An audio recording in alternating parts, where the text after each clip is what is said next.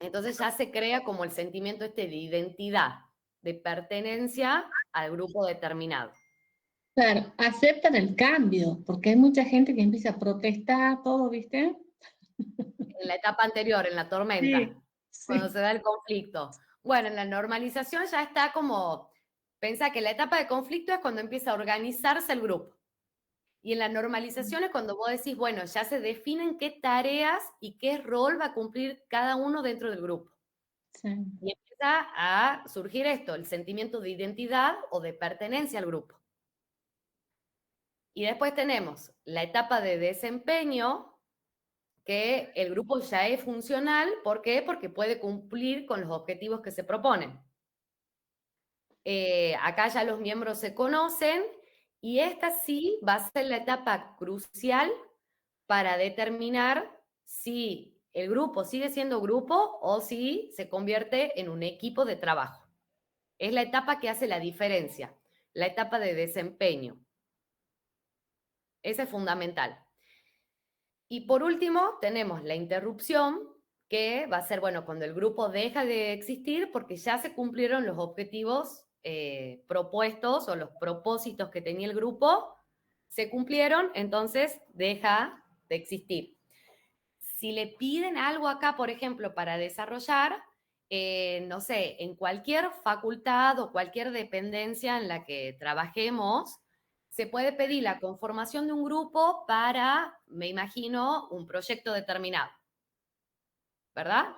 Ujú. Entonces, se buscan los integrantes, se conforma el grupo de personas que va a llevar a cabo el proceso, esa sería la etapa de formación. Siempre piensen que en la primera etapa, que es la de formación, se van a plantear los objetivos o el propósito que tenga el grupo, el fin del grupo. Después, bueno, van a pasar a la etapa de tormenta, donde van a aparecer los conflictos, los desacuerdos, se empieza a organizar la estructura del grupo, la etapa de normalización, que acá ya se van a distinguir los roles que va a cumplir cada persona para, dentro del grupo para lograr los objetivos, para cumplir el proyecto, por ejemplo, para el cual se ha formado. Y después la etapa de desempeño, donde se empiezan a cumplir los objetivos propuestos, y la última etapa de interrupción, que sería, bueno, se llega al fin del ciclo, ya se cumplió el objetivo, se termina ese grupo de trabajo. De ahí, lo siguiente que tenemos que tener en cuenta es cómo está compuesta la estructura del grupo. ¿Dónde se va a definir la estructura del grupo? En la etapa de tormenta. Ahí empieza, en realidad ahí se empieza a organizar y entre tormenta y normalización se termina de definir lo que sería una estructura de un grupo.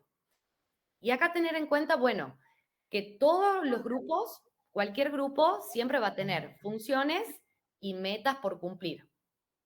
Dentro del grupo, como ya lo vimos en la parte anterior, los habla Marijo, ¿no? Mentele. Mariki, Mariki, vos sos, sí. escúchame, y en el Mm, caso de, porque seguro que nos van a preguntar para la universidad, mm. ¿vos crees que nos pregunten con una dependencia específica, tipo, siempre me acuerdo de educación física, o con Mira, nuestro trabajo? ahí mi recomendación es, independientemente del lugar que le pregunten, yo creo que estas profes siempre orientan más al lugar de trabajo de cada uno. Pero independientemente del lugar que les pregunten, siempre traten de pensar lo genérico. Sea la facultad, sea una empresa privada, sea el Estado, cualquier lado donde se trabaje, por ejemplo, se puede conformar un grupo para un proyecto determinado, ¿verdad? Sí, Entonces, perfecto. vos tenés en cuenta que independientemente del lugar, vos decís, bueno, cualquier facultad puede armar un proyecto de extensión universitaria. Entonces, para ese proyecto específico se conforma un grupo de trabajo. Y estas serían como las etapas del grupo. Y de ahí, bueno, tener en cuenta lo que sería la estructura de un grupo. Que por ahí lo de las etapas capaz que también lo tomen como más teórico, más múltiples choice, para marcar, puede ser. De ahí, bueno, de la estructura que habíamos visto anteriormente, que todos los grupos van a tener funciones y metas por cumplir, que los integrantes que conforman ese grupo siempre van a tener roles distintos, eso sí. ¿De qué va a depender estos roles distintos que tienen? Tanto de las funciones que haya en el grupo por cumplir y también de las características individuales que tenga cada persona que integra ese grupo. De ahí, todo grupo va a tener normas de funcionamiento que pueden estar implícita o explícitamente. Estas normas de funcionamiento van a definir al grupo. El tamaño del grupo puede ser chico, mediano o grande, siempre va a depender de las tareas y los objetivos que tenga propuesto ese grupo de trabajo. Y la cohesión, bueno, va a tener que ver con cómo es la cooperación dentro del grupo. Y de ahí, bueno, puntos fuertes y puntos débiles que se encuentran al trabajar en grupo. Por un lado, tenemos puntos fuertes que van a ser la generación de información y conocimientos más completos, porque como está integrado por distintas personas, obviamente, mientras más cohesión haya en el grupo, más cooperación haya en el grupo, se comparte más información y conocimientos, entonces genera información y conocimientos más completos el trabajo en grupo. Hay diversidad de puntos de vista, eso también es un punto fuerte. Hay mayor calidad en la toma de decisiones. Esto creo que lo habíamos visto también en administración para el primer parcial, de cómo era una decisión individual y cómo era una toma de decisión grupal. Y lo que tenía de diferencia ahí, que era lo que hacía rico a una decisión, a una toma de decisión grupal, era justamente esto, que la calidad de la decisión tomaba como más fuerza esa decisión porque era tomada por un grupo, por distintas personas. Y bueno, las soluciones a distintos problemas que se puedan encontrar van a ser consensuadas entre las personas que integren el grupo. Esos serían como los puntos fuertes. A su vez, hay puntos débiles del trabajo en grupo, como que, bueno, se consume más tiempo el trabajar con otro, siempre va a llevar más tiempo el trabajo en conjunto que trabajar individualmente. Cuando no se ponen de acuerdo, cuando no nos ponemos de acuerdo dentro de un grupo, hay una presión por la conformidad, o sea, tenés que conformarte con lo que se decide, porque bueno, es la decisión grupal. Dominación de las discusiones, acá es que siempre, cuando el grupo es de un tamaño muy grande, cuando se dan discusiones, por lo general, estas discusiones quedan concentradas en pocas personas. Y bueno, también hay ambigüedad en la responsabilidad. ¿Por qué? Porque todos participan del grupo, pero nunca se termina de definir quién va a ser el responsable si algo sale bien o sale mal. Como que la responsabilidad es individual dentro del grupo, pero no hay quien se responsabilice por el grupo en sí. Diferencias con el trabajo en equipo. A grupos y bueno, y a grupos.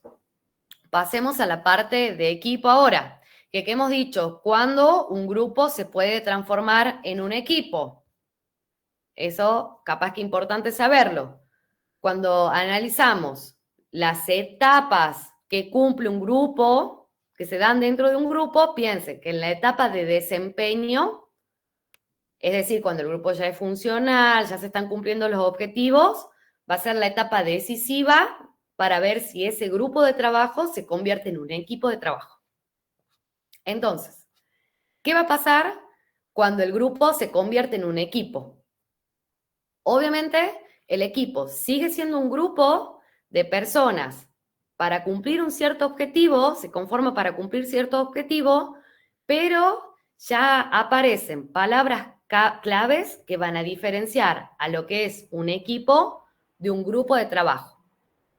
¿Cuáles van a ser estas palabras?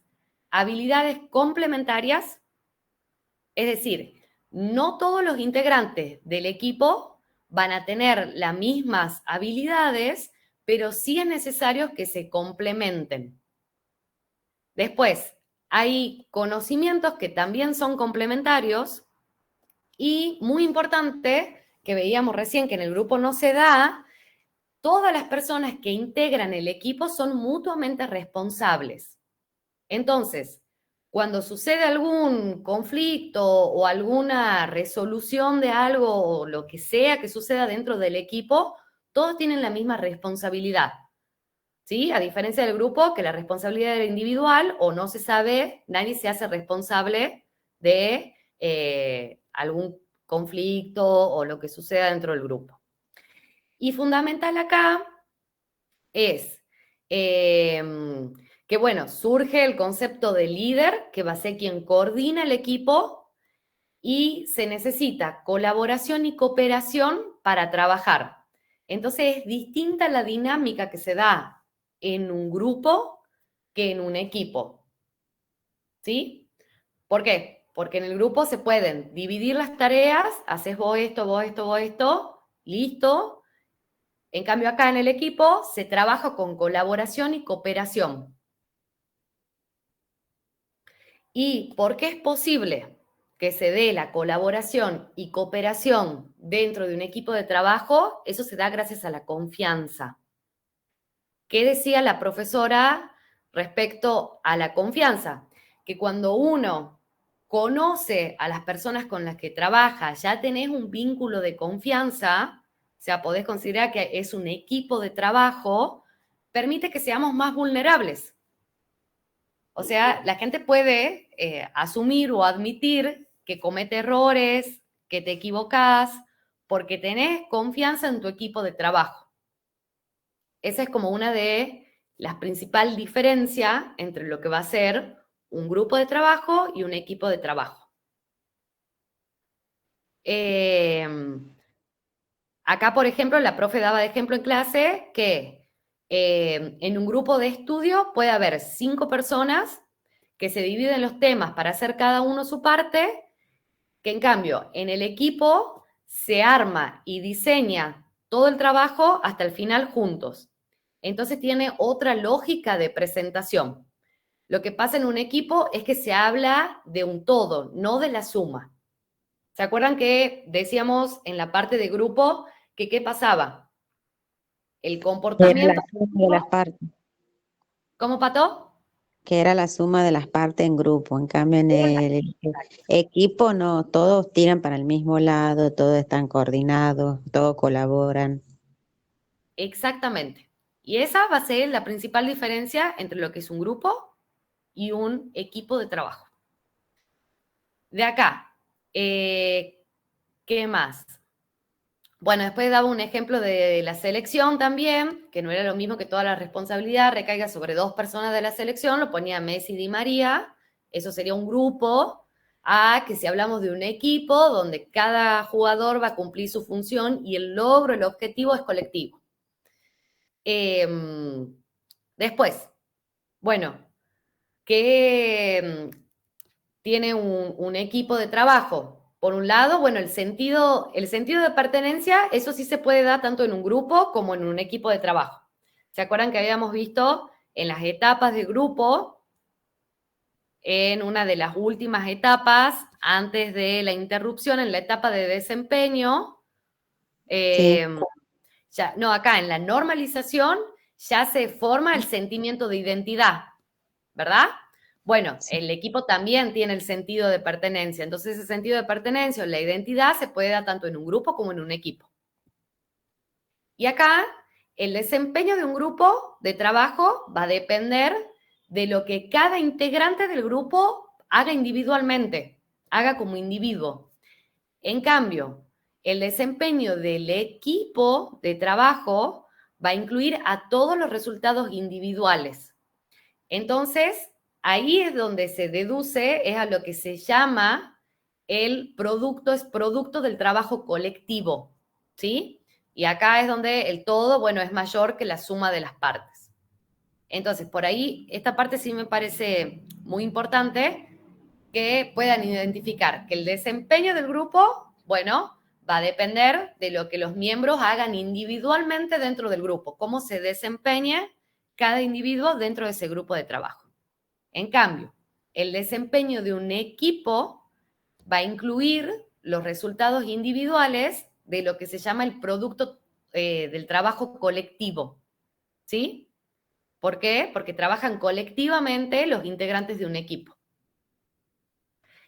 Y de acá surgen, yo hice como un mix acá entre las diferencias entre grupos y equipos que aparecían entre el libro, la clase, como para dejarlas más importantes, y tener en cuenta que la meta, o sea, el objetivo final de un grupo de trabajo va a ser compartir información entre los integrantes de ese grupo. En cambio, de un equipo de trabajo sí va a ser el desempeño colectivo. Por otro lado, la sinergia en el grupo de trabajo a veces va a ser neutra, o sea, va a ser neutra o a veces incluso negativa. En cambio, en un equipo de trabajo sí va a ser positiva, va a ser algo positivo. La responsabilidad en lo que es un grupo va a ser individual, o sea, cada individuo es responsable de su tarea que realiza o de su rol que cumple. En cambio, en el equipo de trabajo es tanto individual como mutua. El equipo es responsable de los resultados, ¿sí? Del trabajo del equipo. Las habilidades, esto es muy importante, en el equipo son complementarias, en el grupo van a ser aleatorias y variadas porque no todos van a tener las mismas habilidades. Si bien en el equipo tampoco van a tener todas las mismas habilidades, pero se complementan entre sí. En cambio, en el grupo muchas veces se da que algunos tienen más habilidades que otros y no necesariamente se complementan esas habilidades. En cuanto al conflicto, el grupo siempre va a tratar de evitar el conflicto, eso es para proteger al grupo. En cambio, en un equipo de trabajo, el conflicto se va a afrontar y se van a buscar soluciones que hagan que el equipo crezca y se fortalezca. Y por último, bueno, el aportes de las personas que lo integran en un grupo de trabajo, el aporte se va a limitar, o sea, las personas se van a limitar a aportar ideas y críticas a lo que es el grupo. En cambio, en un equipo, estos aportes se van a potenciar, o sea, lo que aporten las personas van a potenciar ideas y sugerencias de mejoras. Siempre van a ser para dar ideas y sugerencias de mejoras lo que aporten las personas que integran el equipo. Y acá, bueno, la gran diferencia para mí, una de las grandes diferencias entre grupo y equipo es que, bueno, funcionamos como equipo cuando el resultado es mayor a los resultados individuales. Lo que decía la profe acá, si le quieren poner en algún renglón, si les toca desarrollar algo de grupo, que va a ganar la copa el equipo que trabaje con más sinergia. Esa frase textual de la profe. De ahí, bueno, factores que obstaculizan la efectividad de los grupos y equipos. Muchas veces, tanto en los grupos como en los equipos, muchas veces se da lo que se llama el pensamiento grupal. ¿Qué va a ser el pensamiento grupal? Es la tendencia a que todos los miembros que forman parte de un grupo o de un equipo, la tendencia a la unanimidad. Entonces, esto supera la motivación para evaluar en forma realista acciones alternas. Acá yo dejaría directamente la tendencia de los miembros a la unanimidad. Y por otro lado, la tendencia de las personas por pertenecer a un grupo o a un equipo, esto sí hace alinear los pensamientos de esas personas con el pensamiento del resto del grupo. Entonces, muchas veces eso atenta con la efectividad del grupo de trabajo. Y después, otra era holgazanería social, que va a ser la tendencia al esfuerzo personal decreciente conforme al aumento del grupo. O sea, cuando el grupo va, trabajando mejor o hay otras personas que trabajan más, y bueno, me dedico a trabajar menos o tendencia a que mi esfuerzo sea menos, total hay otra persona que lo haga por mí. Eso puede pasar muchas veces en los grupos. Entonces, aporto menos de lo que aportaría si trabajo individualmente, entonces lo dejo de hacer porque hay otras personas que lo pueden hacer por mí. Y después, acá, en las disfunciones que se pueden dar en un equipo, esto lo armé también. Las principales diferencias sí las vimos. Esto sí. Acá, para ver las disfunciones de un equipo, había una pirámide que había puesto la profesora ahí en una diapositiva, que eran los equipos de alto rendimiento. Entonces, esto puede ser algo que nos lleguen a preguntar, teniendo en cuenta que estos puntos de acá, tanto los resultados, la rendición de cuenta, el compromiso, el conflicto y la confianza, van a ser cosas inherentes a un equipo de trabajo. Ahora, pueden darse buenas y eso haría que un equipo sea de alto rendimiento, o puede haber falencia en estas cosas, lo que hace que se den disfunciones dentro de los equipos de trabajo. Entonces, por ejemplo, si nos preguntan cómo funcionaría o cómo sería un equipo de alto rendimiento, sería esto. Por un lado, los resultados. El equipo va a estar orientado en resultados. Son equipos motivados. Un equipo de alto rendimiento siempre va a estar motivado. El rendimiento individual de cada una de las personas que conforman el equipo es alto, lo que hace que el rendimiento de todo el equipo sea bueno. Después, por otro lado, en cuanto a la rendición de cuenta, acá hay que tener en cuenta que son los mismos estándares para todos. Entonces, acá es donde vemos que la responsabilidad dentro del equipo de trabajo es compartida por todos. Cuando la responsabilidad es compartida por todos, por lo general, es un equipo de alto rendimiento. Después, el compromiso. ¿Cuándo va a ser un equipo de alto rendimiento? Cuando el equipo está comprometido, cuando hay aceptación y hay alineación con los objetivos comunes. En cuanto al conflicto, los conflictos se van a trabajar de manera productiva, se buscan solucionar los problemas, y la confianza, que es la base de la pirámide de un equipo de alto rendimiento, va a ser fundamental para que el trabajo en equipo se dé. ¿Por qué? Porque la confianza va a habilitar a que se puedan admitir los errores cuando se cometen dentro del equipo. Entonces, acá tener en cuenta que, bueno, que es importante generar ambiente donde uno se pueda mostrar vulnerable. La confianza siempre va a fomentar, bueno, se fomenta conociendo al equipo de trabajo, y por ahí, bueno, conocer la historia de cada persona que integra el equipo de trabajo va a ayudar mucho, bueno, con las percepciones que tenga cada uno. Eso sería un equipo de alto rendimiento. Si los vemos acá, yo lo había puesto en el resumen como disfunciones presentes en los equipos. Entonces tengan en cuenta que se lo puede analizar de las dos formas. Si lo vemos del lado de disfunciones, por ejemplo, ¿qué habría? Falta de confianza.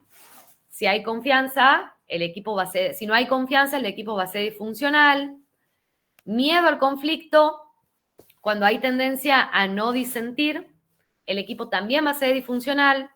hay falta de compromiso, se evita la rendición de cuenta, es decir, que los miembros que forman parte del equipo no se quieren hacer cargo, no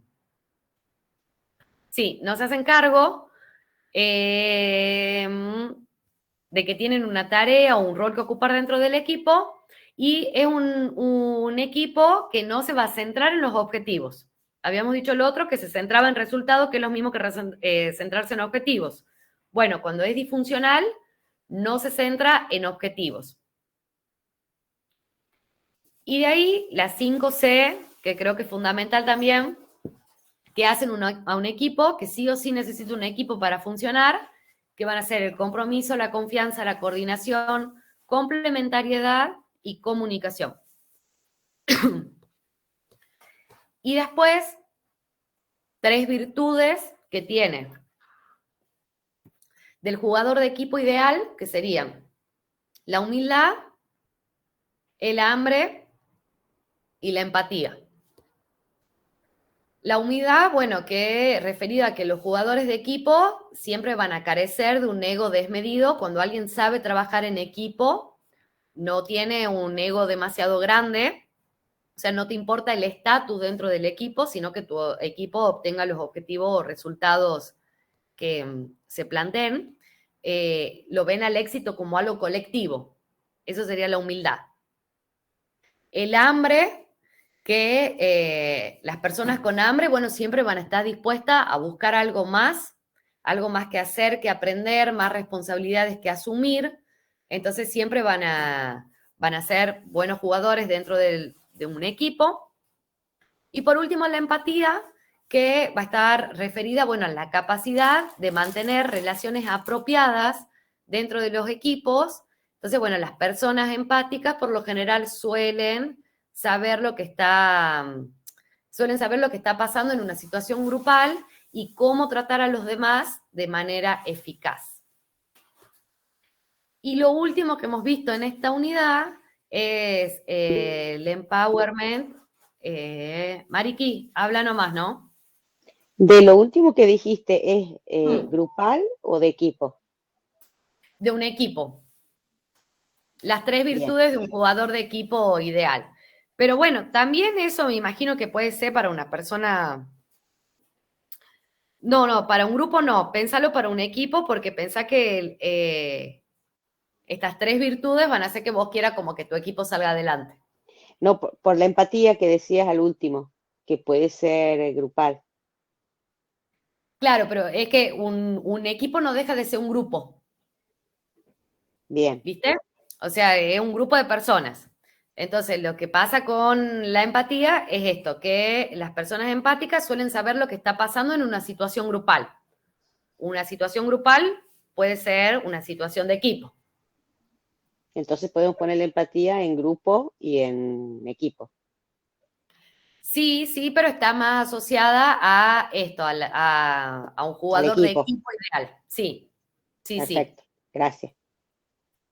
Y por último, el empowerment o empoderamiento, que va a ser la delegación de autoridad, otorgando a las personas el poder, libertad e información para la toma de decisiones y participación activa en la organización.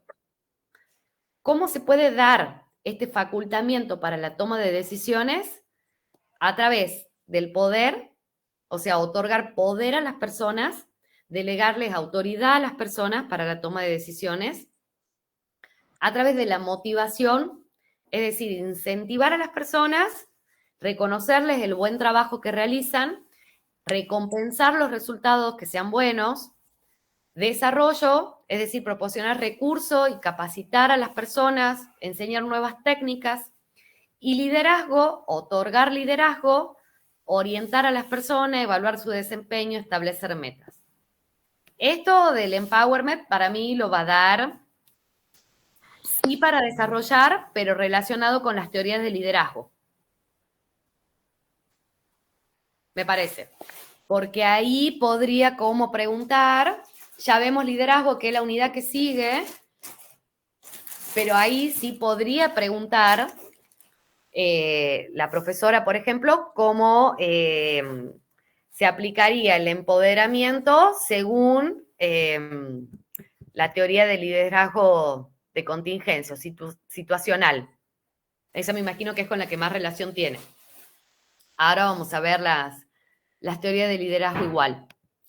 Acá no me acuerdo si había puesto algo más. Claro, yo me imaginaba de esto como que pueden preguntar algo relacionado a cómo se logra el empoderamiento dentro de un equipo de trabajo, por ejemplo, y acá tener en cuenta esto, los que serían las facultades, digamos, el facultamiento para la toma de decisiones que se da a través del empowerment, que va a ser a través del poder, la motivación, el desarrollo y el liderazgo.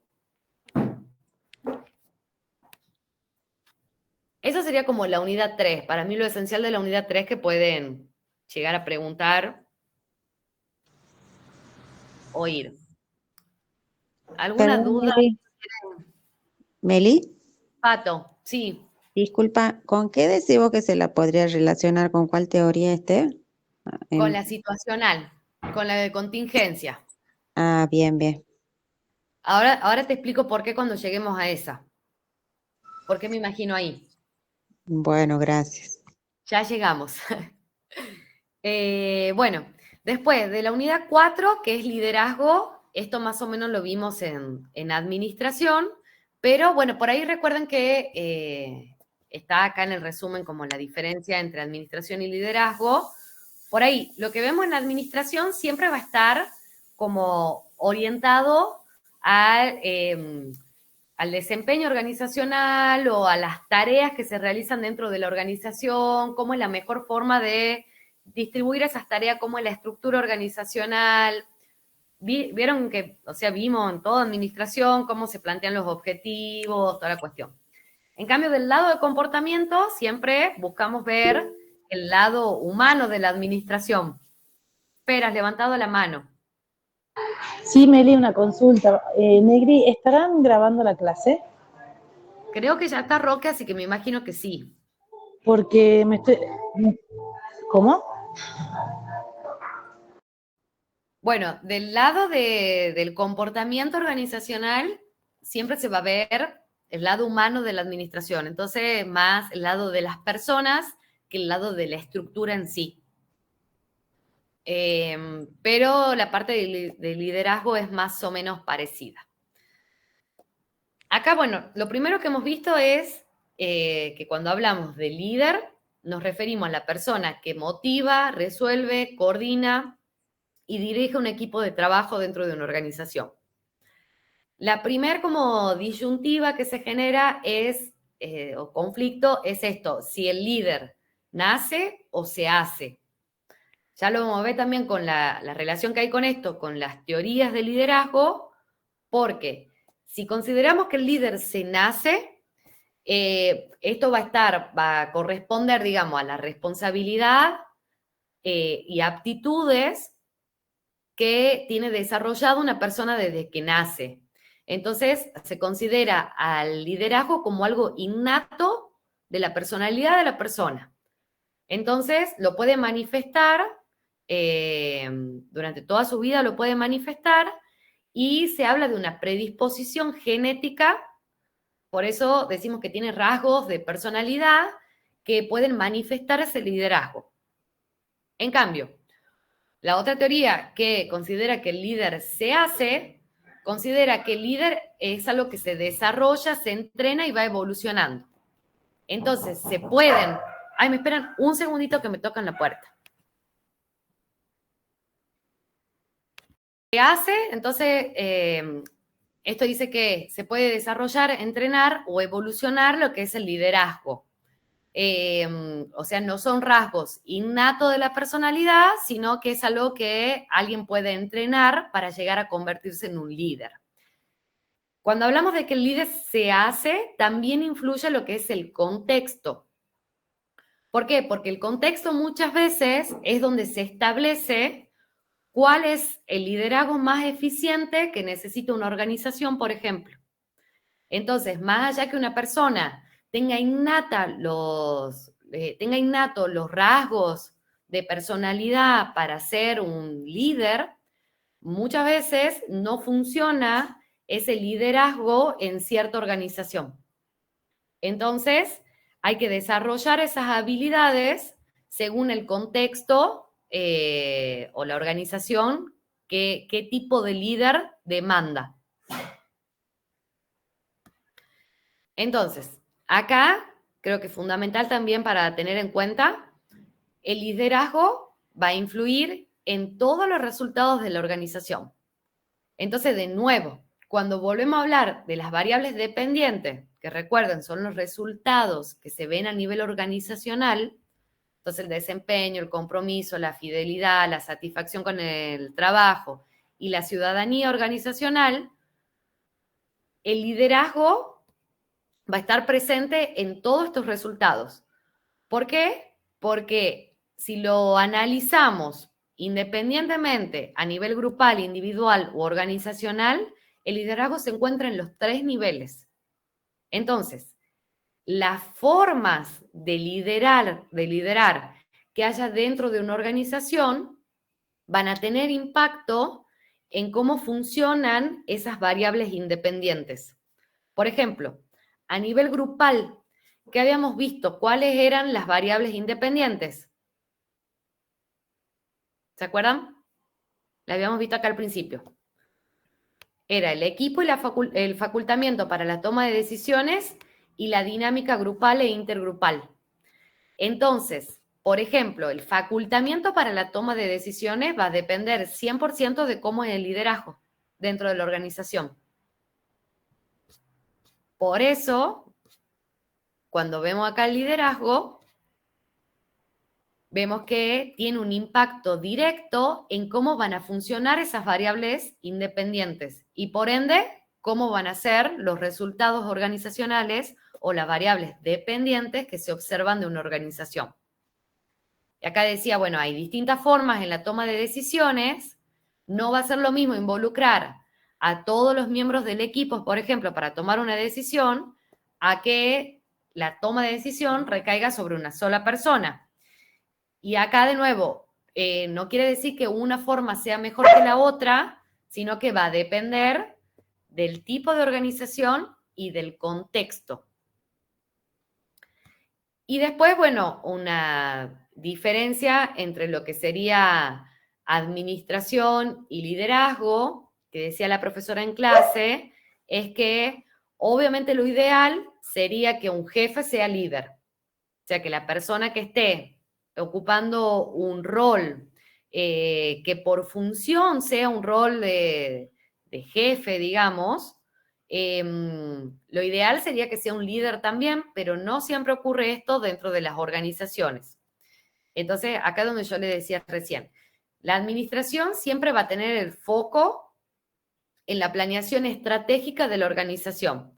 Entonces, muchas veces, quien tiene que ocupar un rol de jefe dentro de la organización es, bueno, por ahí quien tiene la capacidad para planear estratégicamente la organización, pero no necesariamente esa persona tiene que ser un líder o tiene que cumplir un rol de liderazgo específico dentro de la organización.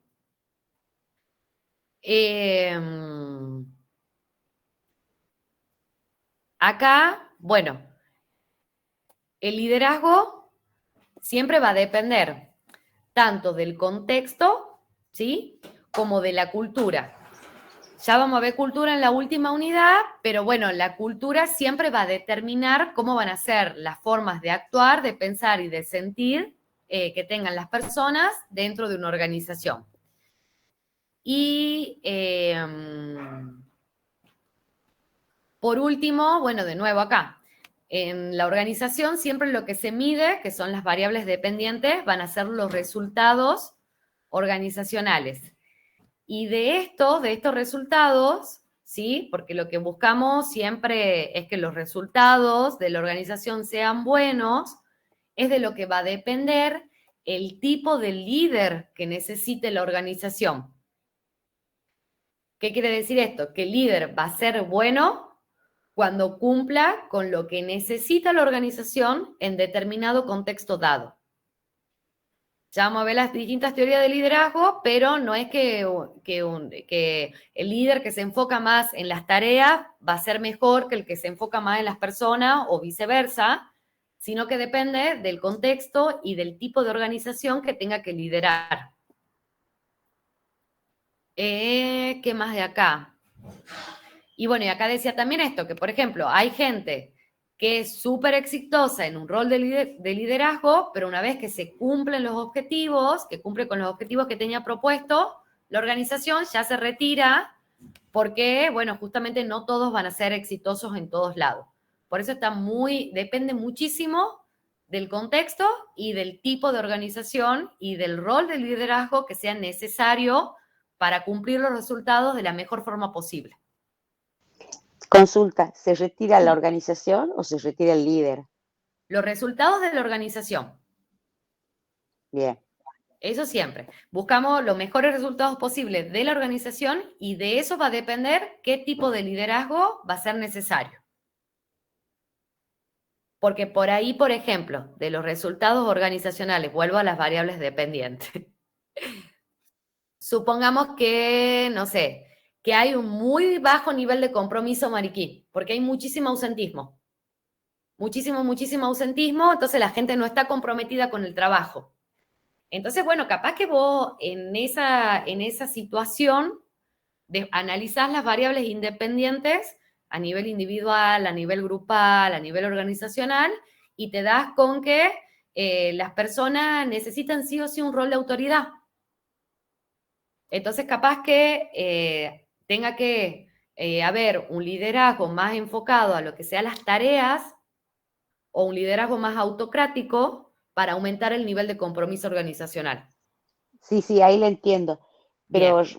lo que no entendí es que recién decías que se va a la organización en la última parte, porque ya cumplió, ya cumplió el resultado. Digo que creo que se va el líder.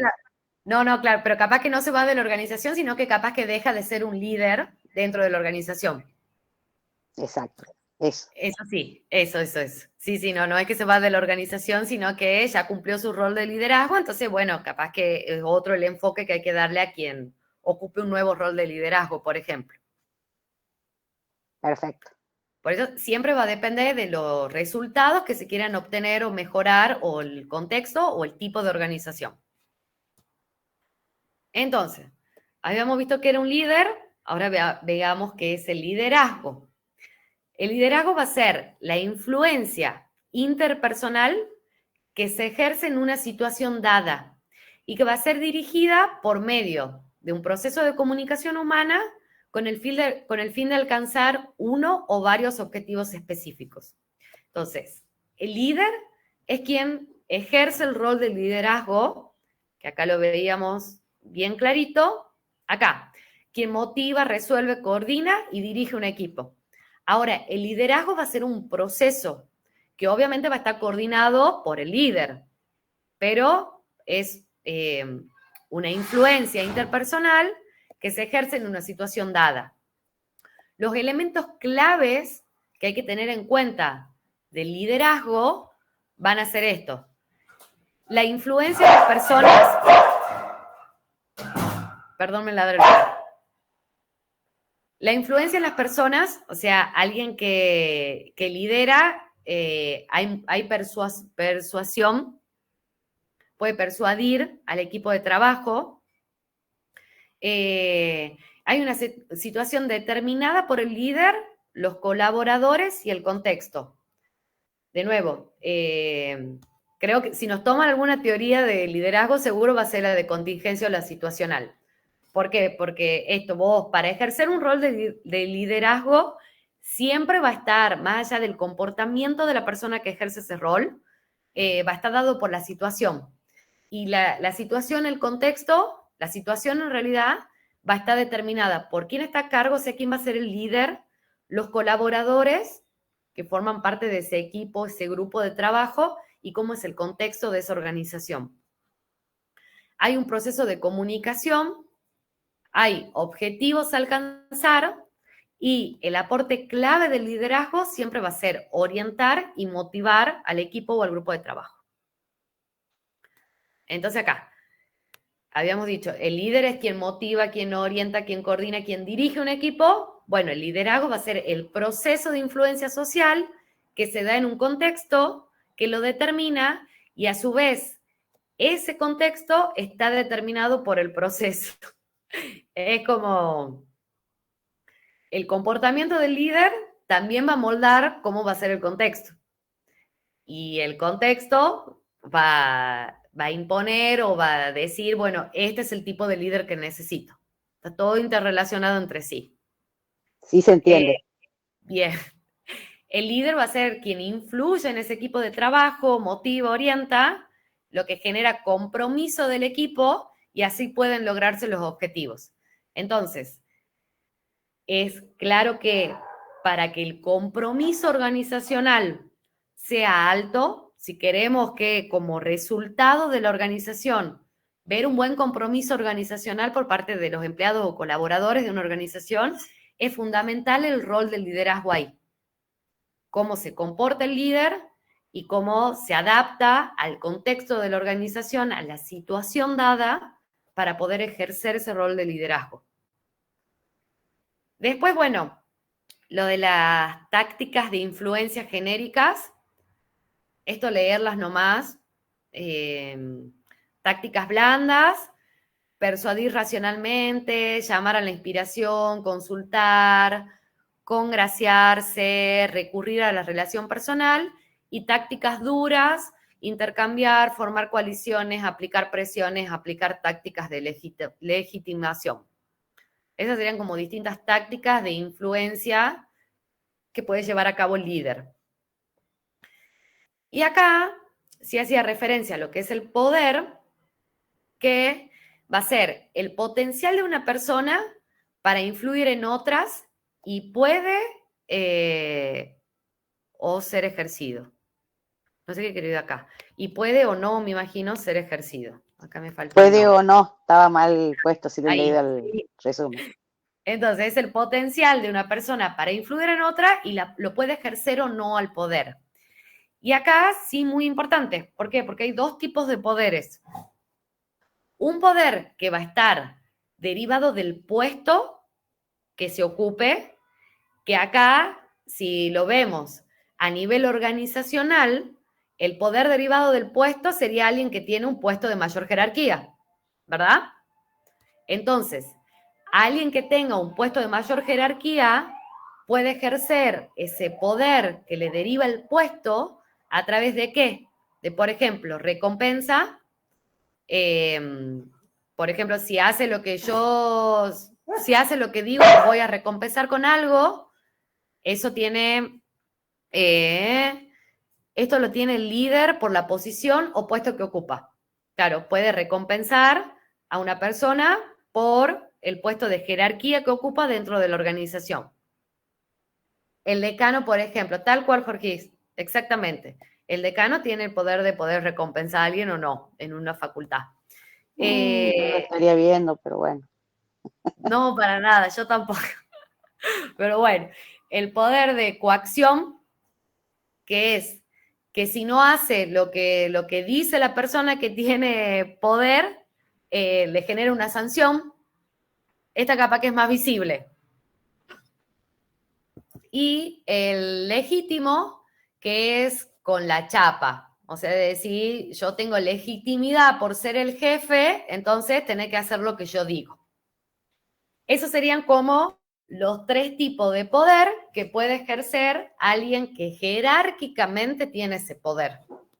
Ahora, ese sería el poder derivado del puesto. En cambio, el poder derivado de la persona, aquí tiene mucho que ver la motivación. Es bueno, cuando hablamos de la persona y esa persona que tiene poder, digamos, puede o no ocupar un cargo de jerarquía dentro del organigrama. Y acá hay dos formas de ejercerlo.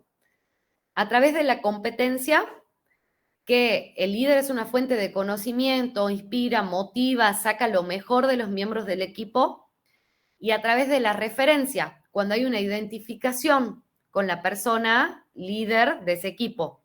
Entonces, por ahí las personas copian las formas del líder, se identifican con el líder y las acciones del equipo empiezan a ser distintas. Entonces, esos son los dos tipos de poder que se pueden ejercer. Messi, tal cual, Messi. Eso, para el poder derivado de las personas, sin duda. Y bueno, después hemos visto las distintas teorías del liderazgo. Yo sé que las teorías del liderazgo son un montón, pero me quedo con la última clase donde la profesora Flor dijo, estudien los 3 grandes grupos y que tengan en cuenta qué implica cada uno de los grupos. Entonces, después si cada uno quiere leer, por supuesto nunca va a estar de más, leer cada teoría y asociarla en cada grupo que corresponda, está buenísimo, pero bueno, lo que dijo ella y confío es que va a tomar así como no puntual de cada teoría, sino más bien de los grandes grupos que hay. Entonces, dentro de las teorías del liderazgo se pueden identificar 3 grandes grupos. El primer grupo es de teorías de personalidad y rasgos del líder. ¿Qué dicen en estas teorías? Que el foco van a estar puesto en los atributos que tiene el líder. ¿Vieron en la primera parte cuando veíamos si el líder nace o se hace? Bueno, esta teoría considera que el líder nace. ¿Por qué? Porque habla de que hay una predisposición genética del ser humano para ser líder. O sea que es algo innato. El líder nace. El objetivo va a ser identificar cuáles son esos rasgos de la personalidad que van a diferenciar a las grandes personas, que serían los que ocupen roles de liderazgo, de las masas. Entonces, ¿cuáles son esas cualidades innatas y características excepcionales que van a convertir a estas personas en líderes, en políticos, sociales, militares, etc.? Entonces, cuando hay un listado de esos rasgos de personalidad, partimos de la teoría de que aquellas personas que tengan estos ciertos rasgos, cumplan con estas condiciones, van a ser líderes. Esta teoría obviamente es muy criticada porque tiene errores de cómo se plantea teóricamente. ¿Por qué? Porque es muy difícil medir los rasgos de personalidad y establecer diferencias entre rasgos que te puedan hacer ser mejor líder que otro, por ejemplo, o tener esa predisposición genética a ser un líder.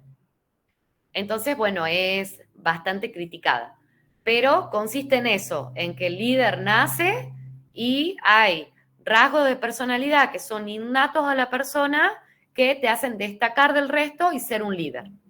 Esa sería la teoría de la personalidad o rasgo del líder. Hay otro grupo de teorías que habla del comportamiento, que acá sí ya el foco está puesto en cómo es el comportamiento y estilo del líder, ¿sí? Entonces, ¿qué dice esta?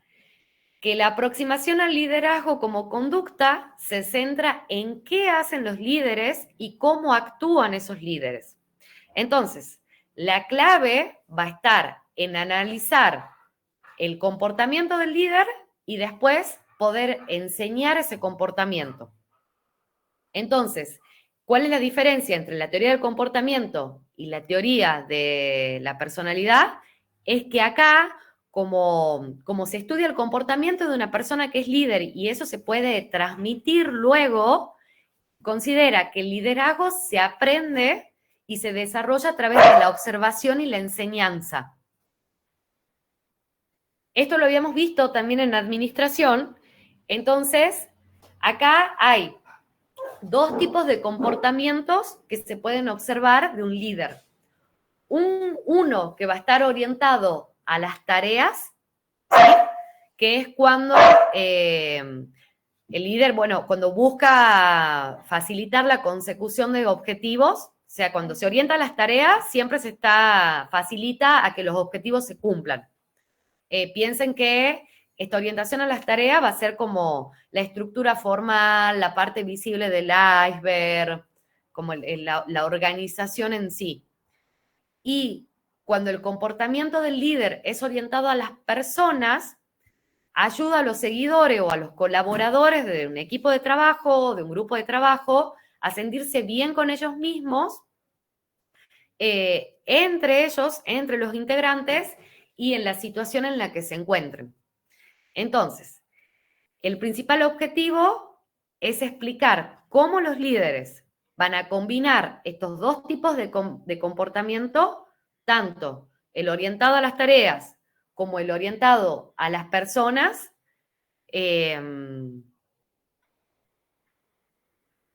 Me perdí acá un poco. Claro, cómo combinan estos dos tipos de comportamiento para, bueno, influenciar en sus seguidores y lograr las metas que tenga la organización o el equipo de trabajo. Lo que decía la profesora acá es que el líder más eficiente va a ser el que pueda lograr un equilibrio entre ambas líneas. O sea, el que esté orientado 100% a las tareas y, bueno, no va a ser un muy buen líder. ¿Por qué? Porque no tiene un comportamiento, no le van a importar cómo estén los colaboradores o las personas del equipo, digamos.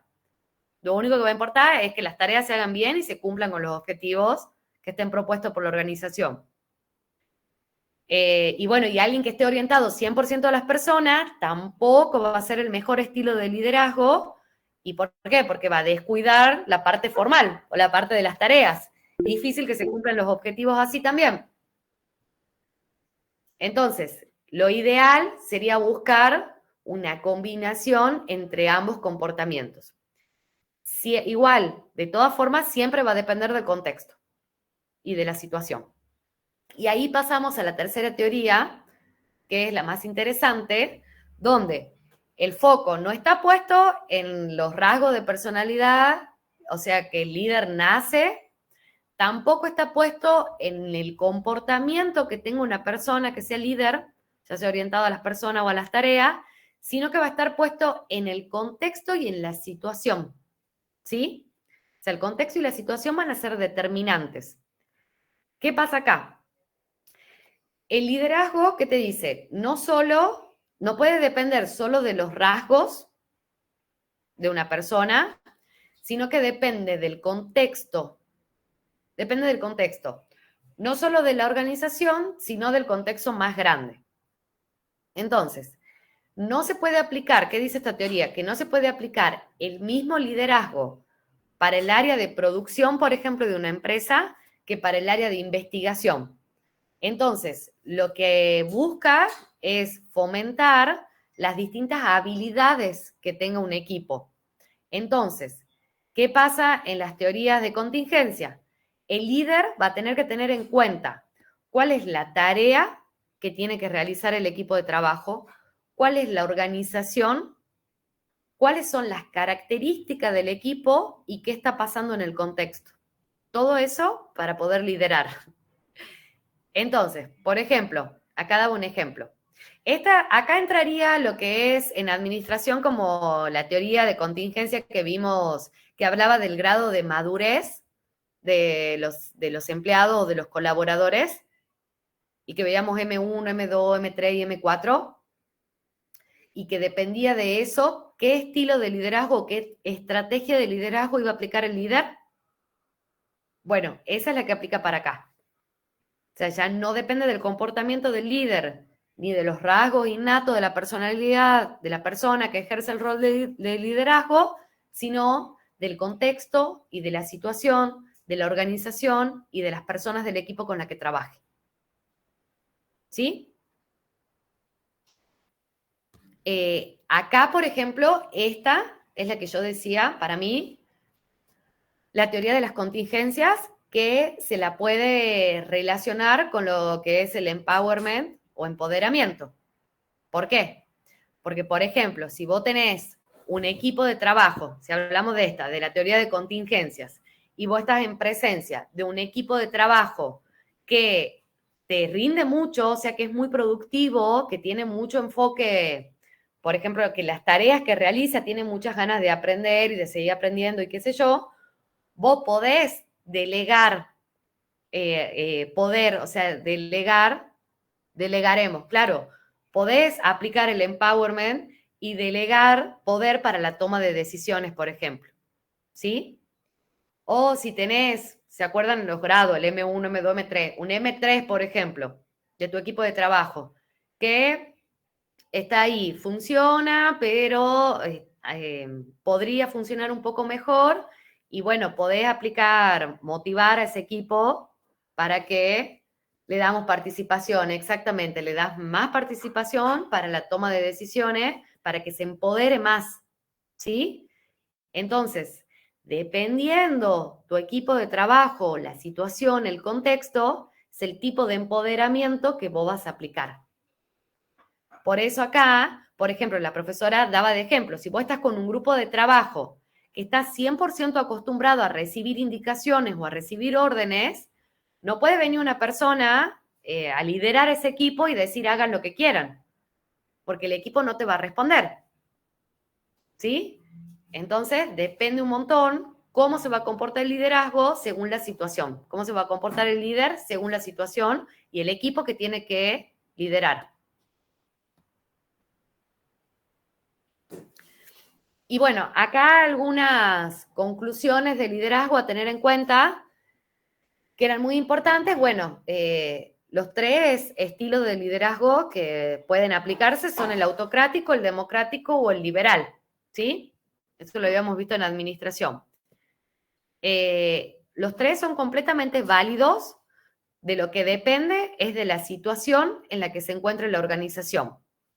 Entonces, muchas veces hay cuestiones que son importantes orientar a la tarea y, por otro lado, hay relaciones que mantener que también son importantísimas. Y acá lo que decía la profesora es que tener una buena orientación en la relación con las personas no necesariamente es ser amigos o amigas, sino se puede tener como muy buenos vínculos laborales sin llegar a ser amigos. Después, los equipos de trabajo influyen muchísimo en lo que es el líder, porque de nuevo, o sea, el líder va a estar a cargo de ese equipo de trabajo, pero el comportamiento de ese equipo sí va a influir en cómo el líder tiene que desenvolverse dentro de ese equipo de trabajo.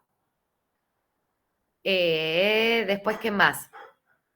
El proceso de liderazgo, bueno, se estudia tanto porque hay beneficios comprobados, eso capaz que es un multiple choice, y después el conocimiento de las actividades, esto sí también fundamental.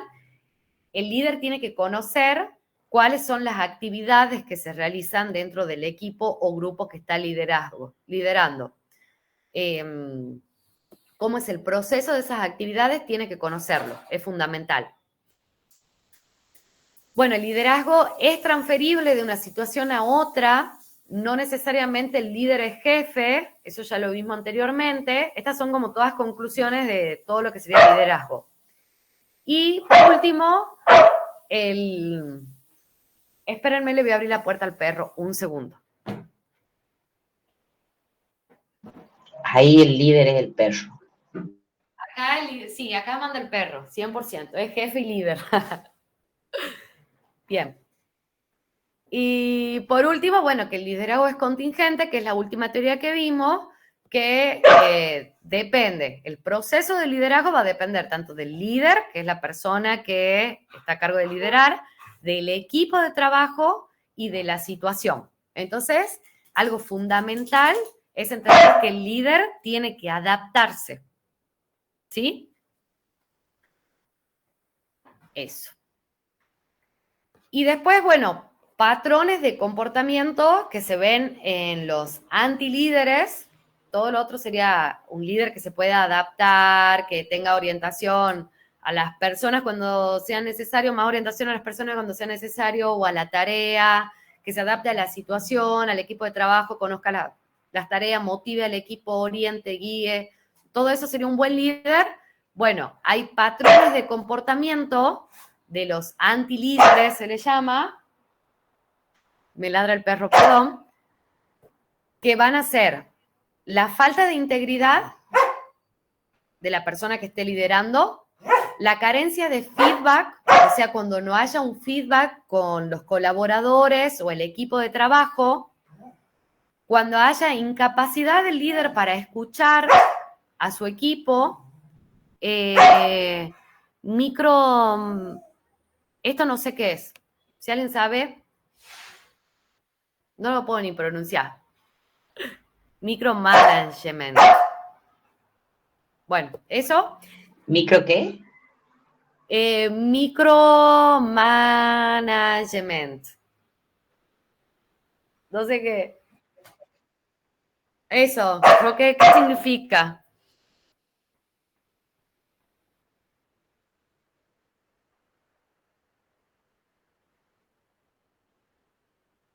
Ah, Sí, cuando es como el control excesivo, digamos. O sea, eso, encargar de los detalles mínimos, compra cuando el quiere estar a caramelo. cargo de la tarea específica de todo. Controlar cosas chiquitas. Aquí me acaba de Eso. traducir mi hijo. Perfecto. Y bueno, cuando una persona es arrogante, difícilmente sea un buen líder. Esos son como rasgos característicos, patrones del comportamiento que tienen los antilíderes.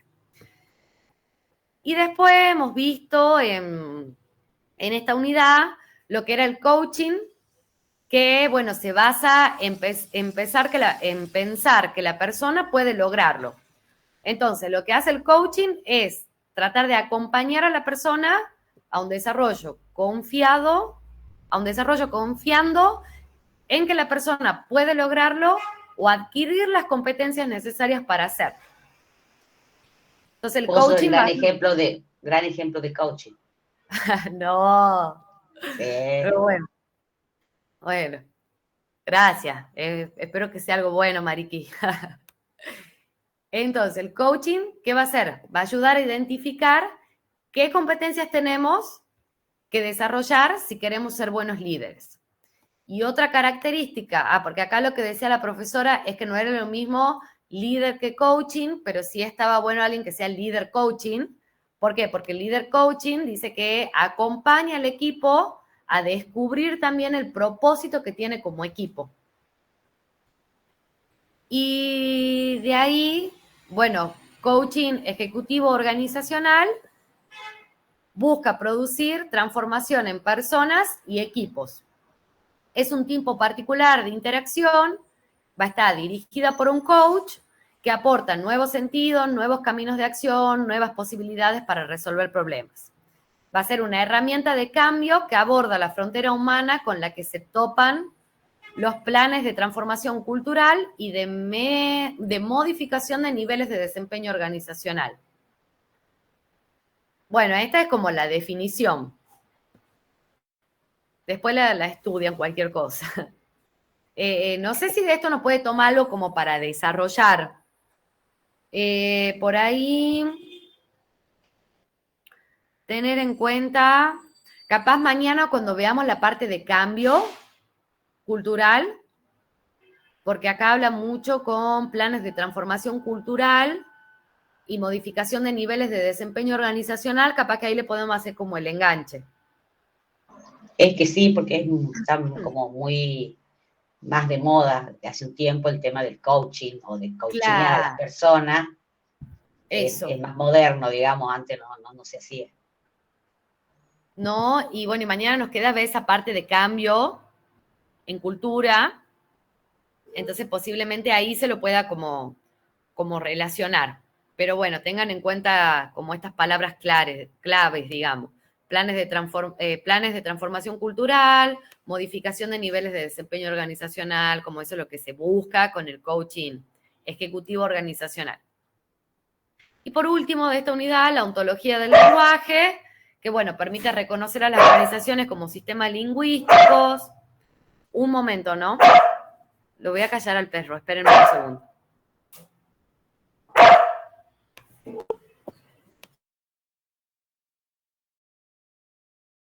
Definición de ontología del lenguaje por si llega a tomarla en un múltiple choice. Bueno, ¿algunas dudas hasta acá? Vamos más o menos De 10 por ahí. encaminados. Bien. Bueno, La unidad que sigue es conflicto y su resolución en la organización o conflicto y negociación. Entonces, ¿qué hemos visto acá? Por un lado, ¿qué es el conflicto? Que esto lo va a tomar para mí en un multiple choice sin duda. Tengan en cuenta esto. Es un proceso donde una de las partes percibe que la otra afecta negativamente lo que considera importante. Y también es una interferencia deliberada para bloquear que la otra parte logre el objetivo. Entonces, ¿qué va a ser el conflicto? Un proceso que se inicia cuando una de las partes sí o sí se tiene que dar entre dos partes, ¿no? ¿Y cuándo se inicia? Cuando una de las partes percibe que la otra parte la afecta y puede afectar algo que la primera parte considera importante.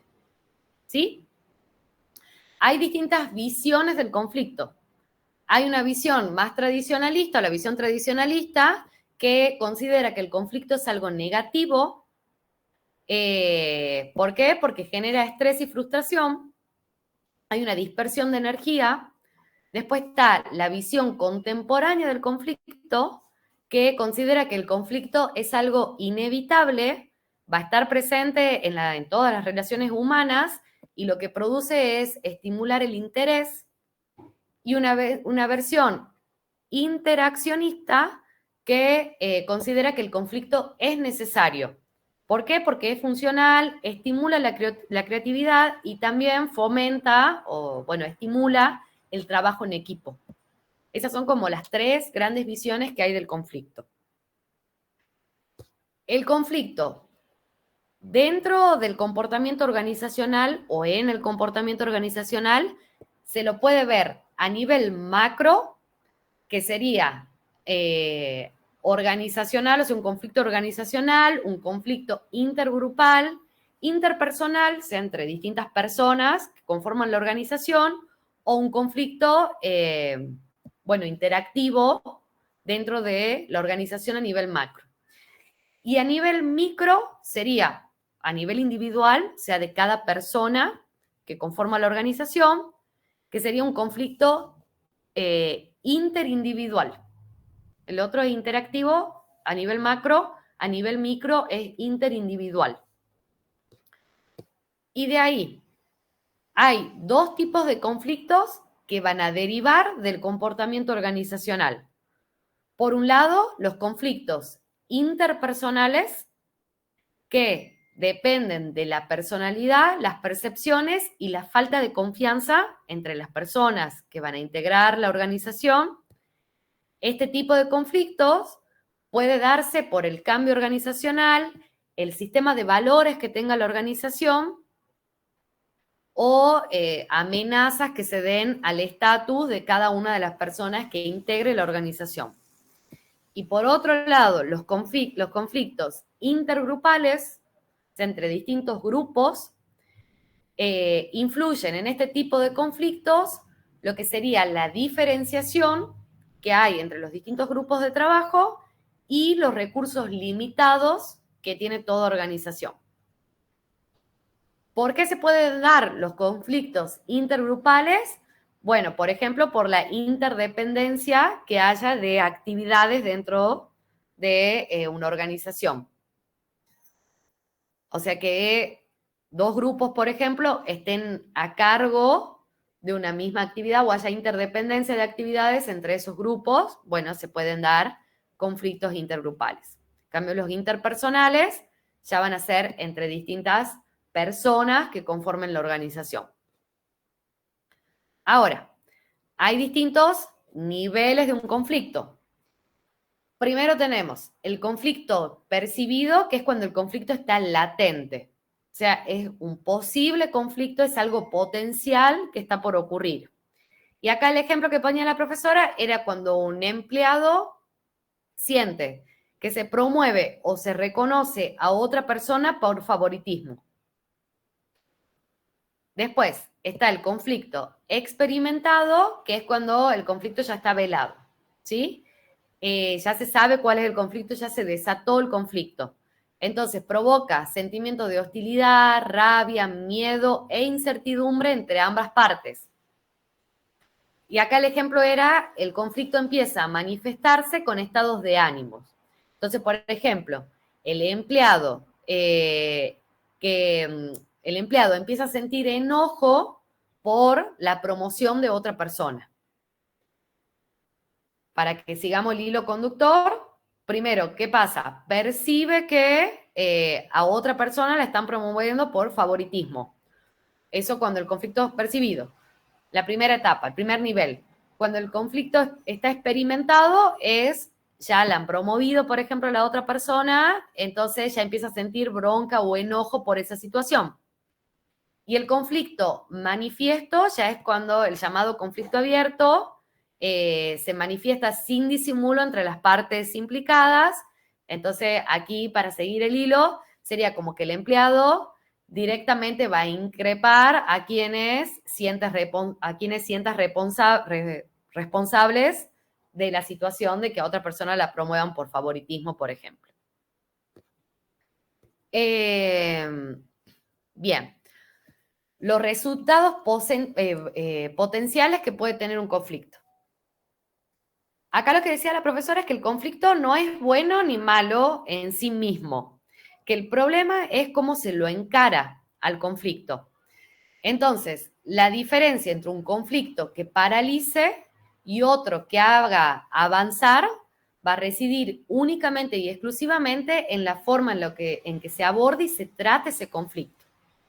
Entonces, un conflicto puede tener resultados potencialmente positivos, como estimular el interés y la curiosidad, aumentar la cohesión del grupo, aumentar la motivación del grupo de trabajo y evitar futuros conflictos más serios, y puede tener resultados que sean potencialmente negativos, como producir frustración y estrés, presiones para adaptarse al grupo, rechazo a cooperar y crecimiento del conflicto. Esos son como los resultados que se pueden obtener. Y después, los estilos, esto por ahí, capaz que haya algún punto que los puedan tomar como para relacionar, no sé si para relacionar, pero para desarrollar, por ahí qué tipo de estilo se podría aplicar dado un determinado conflicto. Eso decía la profesora. Este es el test que nos han hecho hacer. Y por ahí es como que no es que un estilo es mejor que el otro, sino que depende del tipo de conflicto que haya que resolver, cuál sería el estilo más acorde para abordar ese conflicto. Entonces, lo que hace acá, esto de los estilos, van a medir a los conflictos en función de la asertividad, o sea, de la satisfacción que se busque de los propios intereses, y de la cooperación, que va a ser la satisfacción o satisfacer los intereses de los demás. Entonces, un estilo sería evitar o evadir, donde la asertividad es baja. ¿Qué quiere decir? Que no se está buscando satisfacer los propios intereses y tampoco se está buscando satisfacer los intereses de los demás, por eso asertividad baja y cooperación baja. Entonces, ¿en qué tipo de situaciones va a ser útil este tipo de estilo para abordar un conflicto? Va a ser cuando se trate algún tema trivial que sea de importancia pasajera, cuando presionan otros temas más importantes, cuando los costos de afrontar ese conflicto... Un segundo, ¿no? Ya vuelvo de nuevo.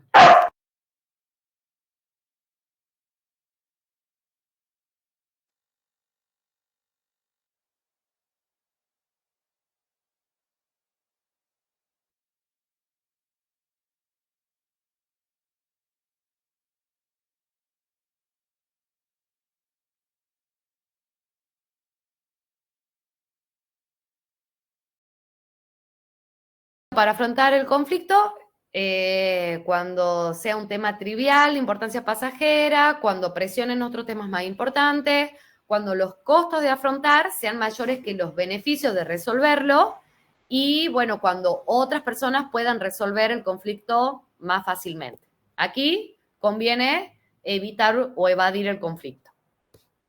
Ahora, otro estilo va a ser complacer o ceder. Que acá, ¿qué pasa? Hay una asertividad baja, es decir, que no se está buscando satisfacer los propios intereses, y hay una cooperación alta, entonces sí se busca satisfacer los intereses de los demás. Este siempre va a ser el estilo más fácil de implementar. ¿Por qué? Porque depende primariamente de la propia voluntad de la parte. Entonces, ¿cuándo va a ser útil este estilo para resolver conflictos? Cuando la persona se da cuenta de que está equivocada. Entonces, si te das cuenta que está equivocado, ¿qué haces? Cedes. Cuando querés quedar bien con el otro, también se cede. Y cuando, bueno, buscas preservar la armonía o evitar el enfrentamiento, también se busca ceder. Ahora, el tercer estilo va a ser competir. Que acá, ¿qué pasa? Hay una asertividad alta, o sea, se busca satisfacer los propios intereses, y hay una cooperación baja, no interesa satisfacer los intereses de los demás. Entonces, en este caso, la persona va a estar interesada solo por sus propios resultados. Entonces, la negociación se va a enfocar desde un punto de vista ganar o perder. La persona está orientada al poder. ¿Y cuándo va a ser útil este estilo de resolución de conflicto? Cuando es vital una acción rápida, cuando tiene que resolverse ya, en asuntos muy importantes, es decir, cuando no se puede ceder, y en asuntos vitales para la supervivencia de la organización. Después tenemos un cuarto estilo, que va a ser de compromiso o transigencia, que esto se va a dar una asertividad media y una cooperación media. O sea, busco como una armonía, un equilibrio entre mis intereses y los intereses de la otra parte. Y acá el objetivo va a ser encontrar una solución mutuamente aceptable, o sea, una satisfacción parcial entre ambas partes. ¿Y cuándo va a ser útil esta situación? Cuando el asunto no merece el esfuerzo que exige un estilo más asertivo, cuando las dos partes tienen igual poder y están tratando de conseguir objetivos antagónicos, y para abordar acuerdos temporales, sobre temas complejos. Y por último, el estilo colaborador, que acá va a haber una asertividad alta y una cooperación alta. Entonces se trata de buscar satisfacer los intereses propios, una asertividad alta, y además satisfacer los intereses de los demás, o sea, una cooperación alta. Y lo que dice de esto es que, bueno, puede tomar la forma de explorar un desacuerdo para aprender sobre los puntos de vista de la otra parte, o bien en la búsqueda de una solución creativa para un problema común. Esa sería como la ideal, pero bueno, no siempre se va a dar un estilo colaborador, siempre va a depender de la situación o el tipo de conflicto que se trate. Eso en cuanto a los conflictos. Ahora viene la parte de negociación. A todo esto de conflicto, de esto de los distintos estilos, y bueno, sí puede preguntar, no sé, igual son muy pocas 2 preguntas para desarrollar, pero por ahí puede dar una situación y preguntar cuál sería el estilo más adecuado para abordar ese conflicto. Y bueno, y justificar por qué, ¿no? Me imagino. No sé, si es una situación donde, ¿cuál era este? Por ejemplo, el de competir, o sea, una situación que necesita una resolución ya, que es un asunto vital para la supervivencia de la organización, que no se puede ceder nada a la otra parte, y bueno, el mejor estilo para abordarlo sería competir, es decir, buscar satisfacer una asertividad alta, buscando satisfacer los propios intereses y una cooperación baja, porque, bueno, se tiene respecto a los intereses del resto, de la otra parte. Eso me imagino que capaz podría como preguntarlo por ahí. Después, eso en cuanto a conflicto. Ahora, viene la parte de negociación. La negociación va a ser un proceso mediante el cual dos o más partes van a intercambiar algo y tratan de ponerse de acuerdo en la forma que va a ser ese intercambio. Entonces, es un mecanismo común para resolver diferencias de intereses y objetivos, así como para asignar recursos limitados. Porque ahí la profesora decía que en la parte de negociación siempre por lo general están en juego recursos, ¿verdad? Que son limitados para ambas partes. Y muchas veces pasa que las partes no necesitan la misma cantidad de recursos, entonces se puede llegar a una resolución o a una negociación de ese conflicto haciendo como eficiente esa asignación de recursos, sería. Y de ahí, bueno, un par de características de la negociación. De nuevo, van a existir por lo menos dos partes involucradas que tengan que negociar sobre algún conflicto. Las partes tienen un conflicto, bueno, de interés sobre algún asunto en particular. La relación consiste en discutir la división, intercambio de recursos y o la resolución de asuntos entre las partes de la negociación. Una parte va a exponer demandas o propuestas y la otra parte lo que hace es evaluar y hace concesiones y contrapropuestas sobre las propuestas o demandas de la primera parte. Es una actividad secuencial y no dinámica, se va dando un paso tras otro. O sea, una parte hace una propuesta, la otra hace una contrapropuesta o concede algo y así es secuencia 1, 1, 1 hasta que se logra un acuerdo. Y las partes están por lo menos temporalmente unidas en torno a un tipo especial de relación voluntaria. O sea, hay una relación entre las partes, están unidas temporalmente hasta que se resuelva ese conflicto, hasta que lleguen a un acuerdo en esa negociación. Entonces acá, dos enfoques que se dan dentro de una negociación o dos estrategias de negociación. Una es la de ganar-ganar. Este tipo de estrategia lo que busca son soluciones creativas, se crean opciones que hacen que el acuerdo resulte más beneficioso para todas las partes.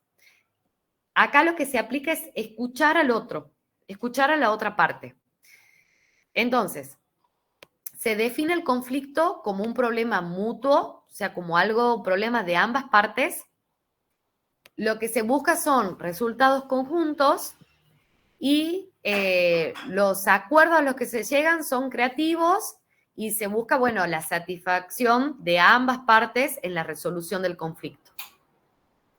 La otra estrategia de negociación, que va a ser ganar-perder, que esta va a estar relacionada con, ¿se acuerdan? Bueno, si volvemos a lo que son los estilos de conflicto, uy, ya me fui muy lejos, acá había una que era la de competir. ¿Se acuerdan? Competir, donde busco la propia satisfacción dentro del conflicto, o sea, lograr la satisfacción personal. Bueno, ese, por ejemplo, estilo para abordar el conflicto va a estar muy relacionada con la estrategia ganar-perder, porque o gano o pierdo. ¿Sí? En este caso, bueno, apunta a definir el problema como una situación de ganar o perder, no hay grises, no hay intermediarios, se gana o se pierde. ¿Qué pasa acá? Definir el problema como una situación de ganar-perder, buscar resultados para el grupo propio, o sea, no se piensa en la satisfacción del otro, y obliga al grupo a someterse. O sea, uno de los dos grupos pierde y queda sometido a el otro, que bueno, que llega el acuerdo en realidad del conflicto, la resolución del conflicto solo beneficia a una de las dos partes. De nuevo, ¿qué estrategia de negociación va a ser? Como arreglar por votación. ¿Cómo sería ahí, Jorge? Por ejemplo, cuando hay una disputa, poner, ¿no es cierto? Y entre los dos grupos uno decide votar una cosa y gana la mayoría. Entonces es ganar o perder. Ahí gana o perder, no tiene ninguna alternativa. Exactamente, cuando las cosas se someten a votación, es así, ganar o perder. Tal cual. Bueno, de nuevo, no es que una estrategia sea mejor que la otra, sino de nuevo, depende de la situación, del tipo de conflicto, de todo. Pero bueno, la profesora sí era más, orientaba que lo mejor sería buscar una estrategia de negociación ganar-ganar, donde ambas partes puedan llegar a una solución conjunta. Buscar que ambas partes se beneficien de la negociación. Pero bueno, no siempre se da. Sí, bueno, por último, en este tema de resolución de conflicto, administración, Janet, si querés abrir el micrófono, abrilo, ¿no?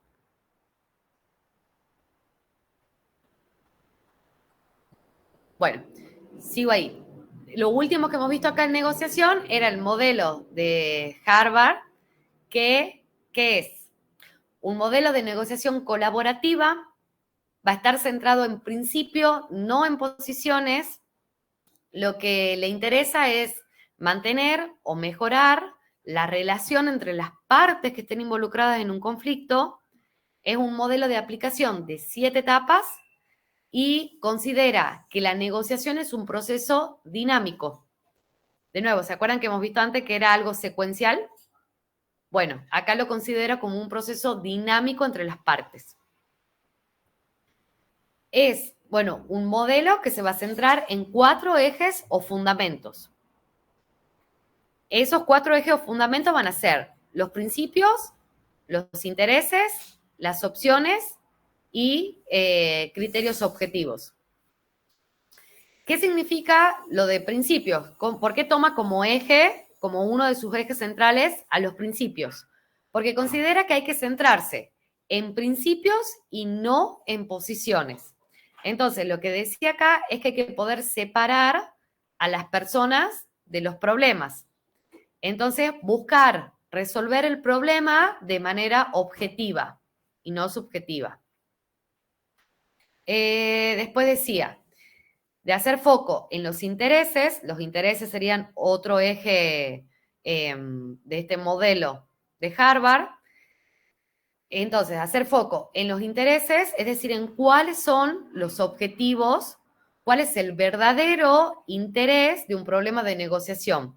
Entonces, saber qué es lo que se quiere lograr, tener claro o tener en cuenta cuál es el objetivo que busco con esa negociación, qué quiero lograr ahí, o sea, cuáles son los intereses que tengo en esa negociación. Otro eje son las opciones. Lo que hace este modelo es plantear que hay que tener más de una alternativa de posible solución en cuenta, sabiendo cuál va a ser lo mínimo que estoy dispuesto a ceder y cuál es lo máximo que quiero obtener.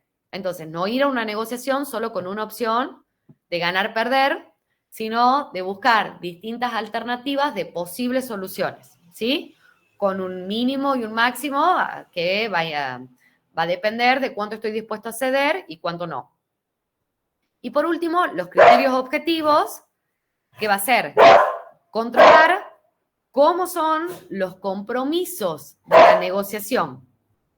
Entonces, criterios que se puedan controlar y medir justamente para evitar la subjetividad que puede llegar a darse dentro de una negociación. Entonces, lo que decía la profesora acá es que cuando hay que negociar con personas, lo que hay que cuidar, lo que hay que buscar cuidar son las relaciones a largo plazo. ¿Por qué? Porque si por cada discrepancia o diferencia, por ejemplo, nos agarramos de los pelos, nos peleamos a muerte, no se está cuidando la relación con el otro. O sea, no le está cuidando ni al otro ni a la relación con el otro. Entonces, está bueno implementar lo que es la escucha activa como una forma de cuidar al otro. Y ya vemos acá abajo qué es la escucha activa para que se entienda ahí. Esta sería como la conclusión del modelo. O sea, lo que se busca es, cuando se tiene que negociar con personas, es cuidar las relaciones a largo plazo con esas personas. Una de las herramientas que aplica es la escucha activa como forma de cuidar al otro y de cuidar esa relación también para hacer que a largo plazo sea una buena relación. Los elementos del método, que sería todo lo que surge de este método para tener en cuenta, es, bueno, entender lo que siente la otra persona, o sea, tratar de ponerse en el lugar del otro a la hora de estar en una negociación, ser empático y tratar de entender al otro, ver al otro como un aliado, no como un rival dentro de una negociación, escuchar activamente como herramienta para buscar mantener o conservar la relación con el otro y siempre tener un plan B en la negociación. Y por último de esta unidad, bueno, ¿qué es la escucha activa? Esto también lo pueden tomar como para desarrollar o porque aplicaría la escucha activa dentro del método Harvard, puede ser así como una pregunta relacionada. Y ahí de nuevo, ¿qué busca el método? Bueno, ser objetivo a la hora de resolver un conflicto y centrarse en cuidar las relaciones con las personas a largo plazo. ¿Qué herramienta puedo usar para cuidar al otro y a la relación esa con la otra parte que estoy negociando? La escucha activa. ¿Qué es la escucha activa? Bueno, tiene que ver con entender qué es lo que está diciendo el otro.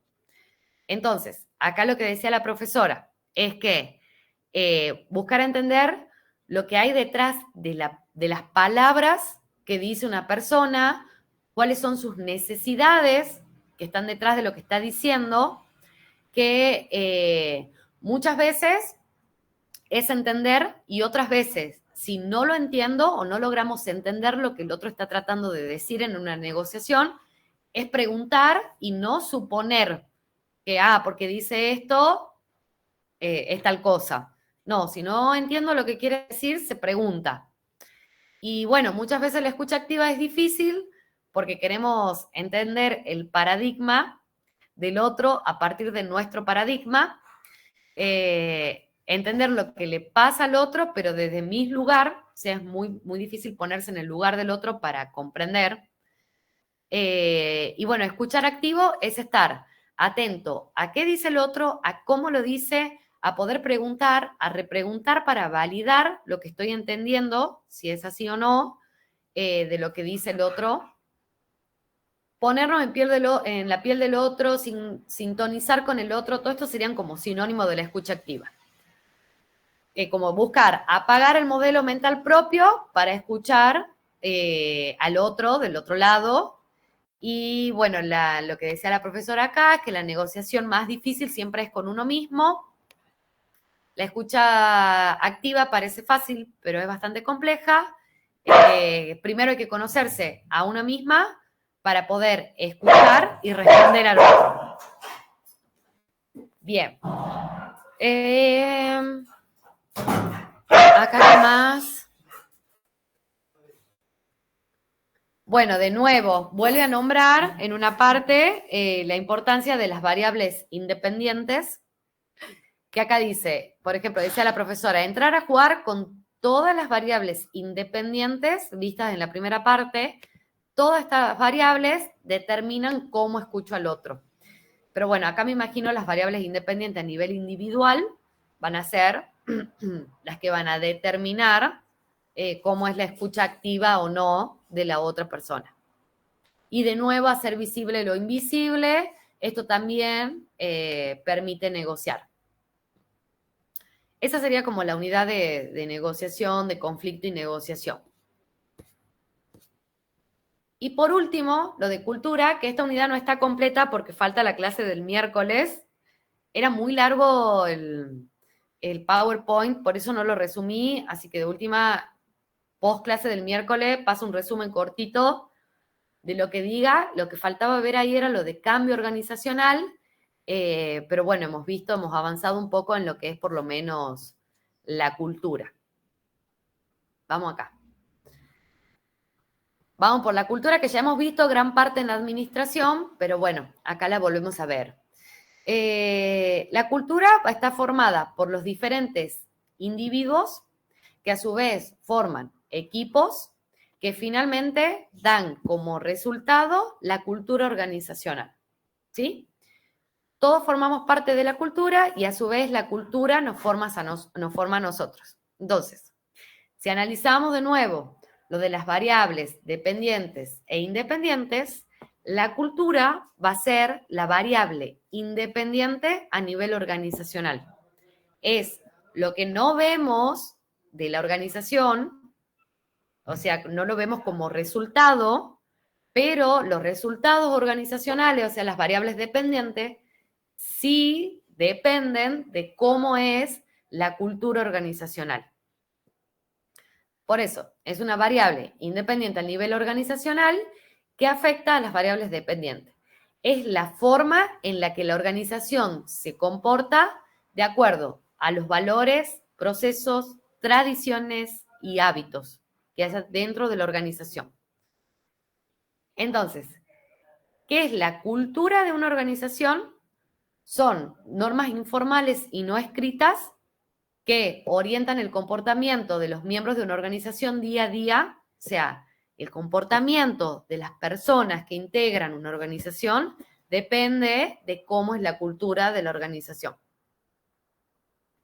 Después, es un conjunto de hábitos y creencias, se establece por medio de normas, valores, actitudes y expectativas compartidos por todos los miembros de la organización, y es la manera acostumbrada o tradicional de pensar al hacer las cosas.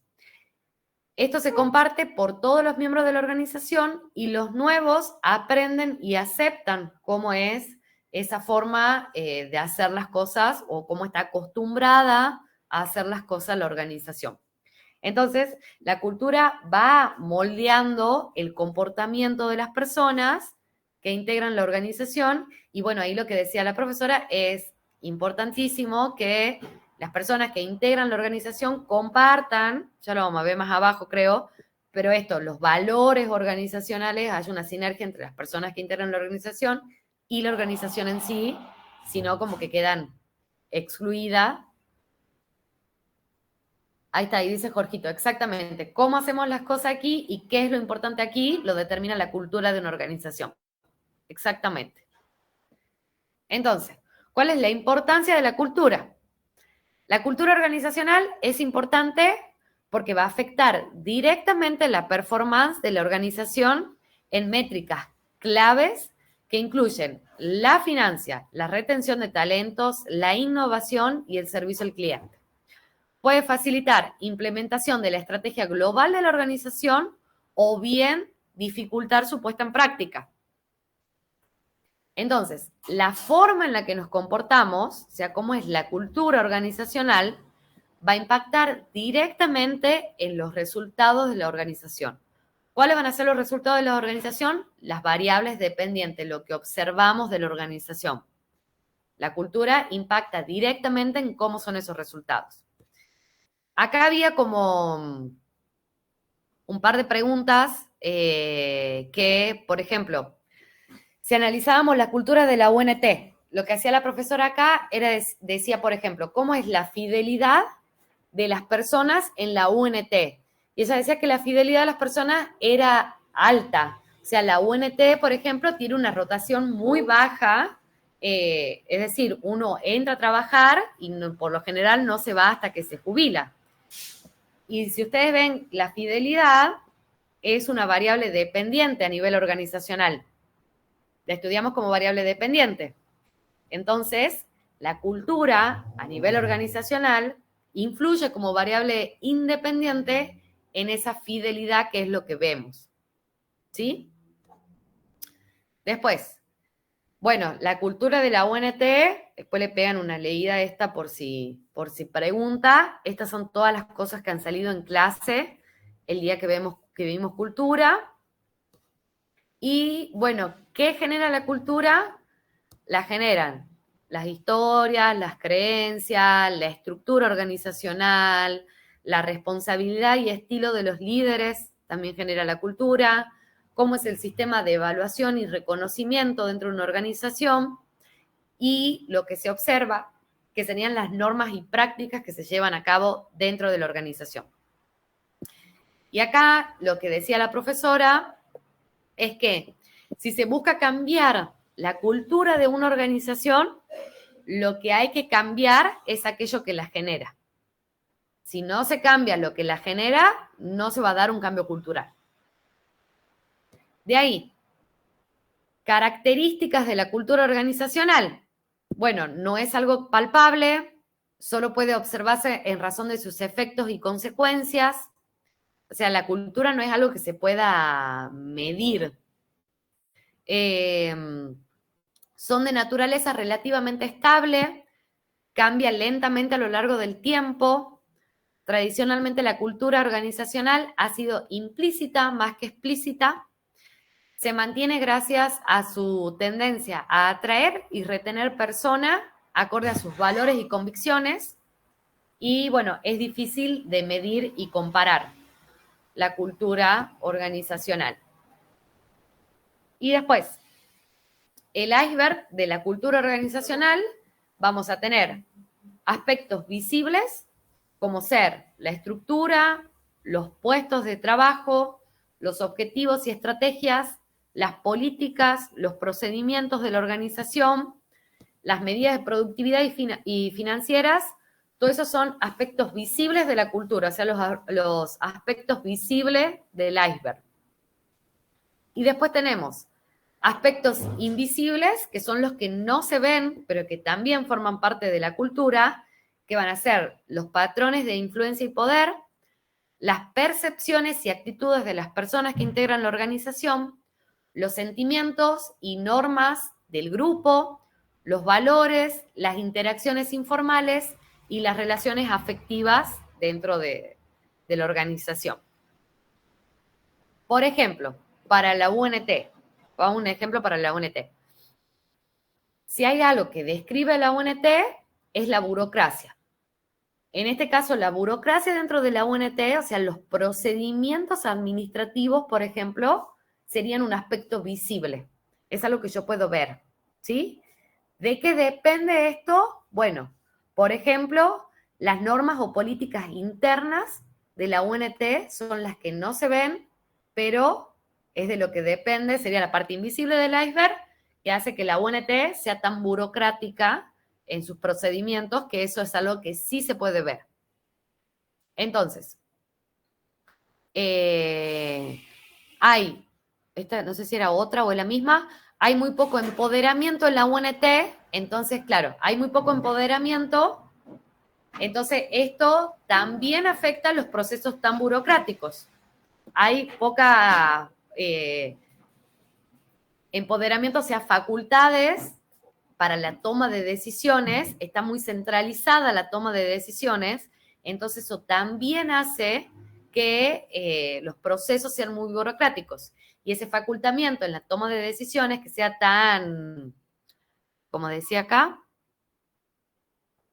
que no haya empoderamiento para esa toma de decisiones es algo que no se ve, sería un aspecto invisible del iceberg de la cultura organizacional, pero afecta a la burocracia o a los procedimientos tan burocráticos. Bueno, después decía, si somos una organización de excelencia académica, o sea, vos ves la excelencia académica que hay en la UNT, bueno, abajo de esa excelencia académica hay un montón de personas que ponen su dedicación para que eso sea posible. Entonces, siempre la parte de abajo del iceberg va a ser mucho más grande de lo que realmente se ve, que es la parte visible. Y de ahí, bueno, por último, tener en cuenta que la UNT es una cultura fuerte, tiene una cultura fuerte, y de ahí lo último que vimos en la última clase son los estratos de la cultura, que esto está muy relacionado a la pirámide de Jain que vimos en administración, donde tenemos a los artefactos como la parte más visible de la cultura, que acá va a estar la tecnología, las instalaciones, los productos y servicios. Si hablamos del cambio cultural, los artefactos sería lo más fácil de cambiar, porque sería, por ejemplo, cambiar la fachada, cambiar el logo, cambiar uniformes, todo eso forma parte de los artefactos. En segundo lugar, tenemos como estrato las pautas de comportamiento. Estas serían las tareas, los procesos de trabajos, las reglas. De nuevo, si buscamos un cambio dentro de la organización, es importantísimo que se busquen cambiar los procedimientos de trabajo, por ejemplo. Va a costar menos que los artefactos, pero también puede darse el cambio ahí. En tercer lugar, tenemos los valores y creencias, que es lo que las personas dicen o hacen cotidianamente. O sea, la filosofía, las estrategias y los objetivos van a estar acá en lo que son valores y creencias.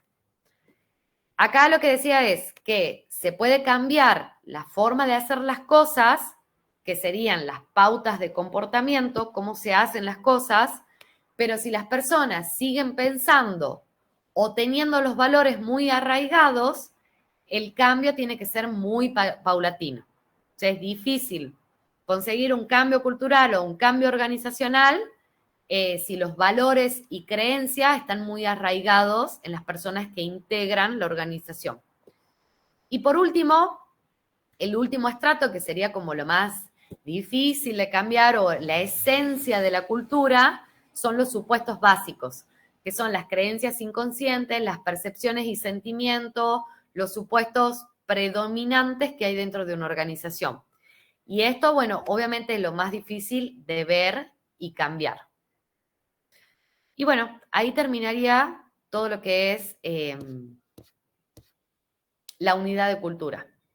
Otra cosa que no lo puse acá en el resumen, pero sí lo habíamos visto en clase, es, por ejemplo, cómo afecta la cultura de la provincia de Tucumán. Eso léanlo del resumen de la clase esta que pasé, por las dudas.